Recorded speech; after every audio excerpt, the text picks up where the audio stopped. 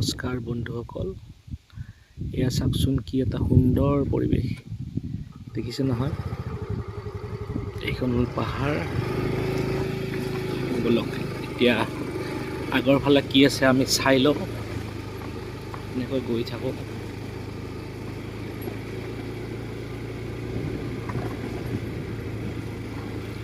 দেখিছেনে কি ধুনীয়া পৰিৱেশ। এইবিলাক হ'ল সোণালী ধাননি পথাৰ